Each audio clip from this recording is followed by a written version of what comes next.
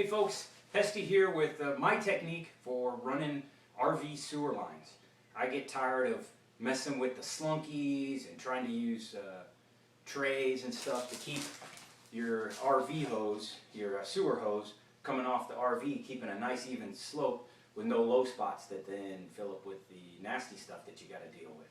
So my technique, which works for about 90% of the places I've hooked up, is to put a hose inside a piece of PVC.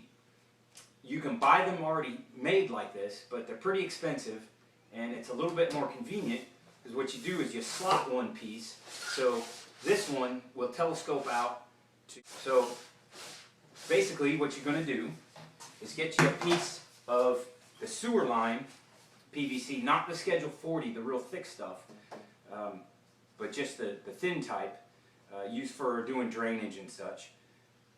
And I like to make two. I make one that's 4 feet and one that's 5 feet. Before you decide what length you're going to cut, whether you're going to do 4 or 5 or whatever you're going to do, check where you're going to store it in the RV just to make sure it fits. I happen to have a compartment that goes all the way across, so I could go up to 8 feet. And on a previous rig, I strapped him to the back bumper. Just used a couple of bungee cords and had him on the bumper support as it stuck out, and that worked out really well, and that way it was never in the rig. Take the 10-foot section that I got from Home Depot or Lowe's or Ace Hardware or wherever, and I cut it in half. Then I take one half and I slot it.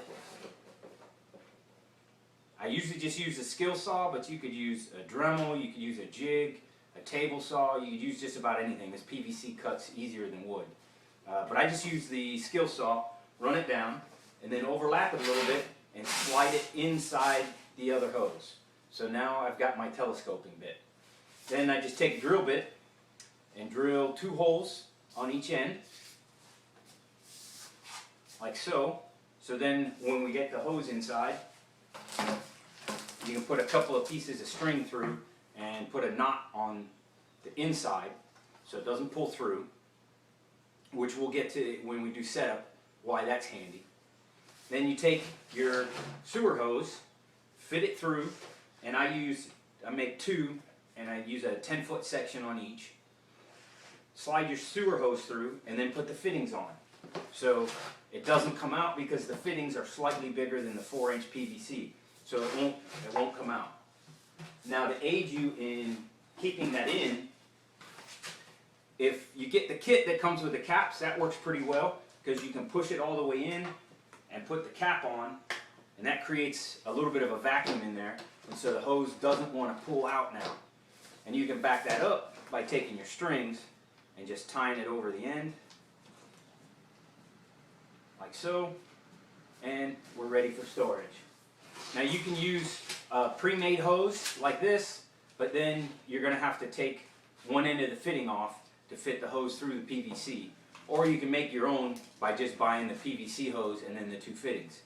And basically, you take one end off, slide it through the pipe, put the fitting back on, and you've got that. So as I was saying, I like to have 2. Every now and then I end up parked pretty close, and the 4-foot section, I've rarely parked closer than 4 feet from my sewer outlet to the dump. So 4 feet seems to work well majority of the time, and that will telescope out to almost 8. I got to leave a little bit of a overhang there, and then I make a second one that's 5 foot long, so that'll telescope out to about 9.5 feet, leaving about 6 inches of overlap. And if I'm really at a tough spot, I can hook them both together and get almost the full 20 feet. I would recommend using at least 15 mil hose. 20 is even better, but it's a little more expensive.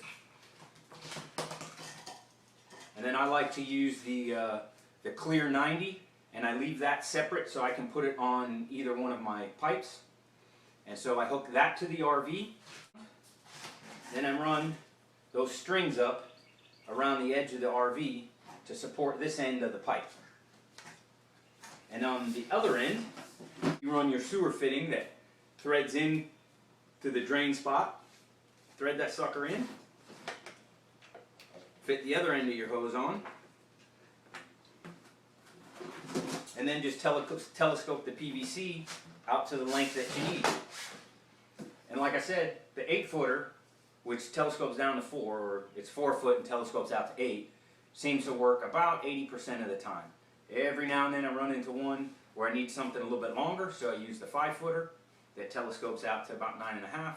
And a drastic point, like when I hook up at my brother-in-law's house and I'm actually just parked in his driveway and linking into his septic system, I got to use both of them, and I put a brick underneath the joint then just to support it a little bit.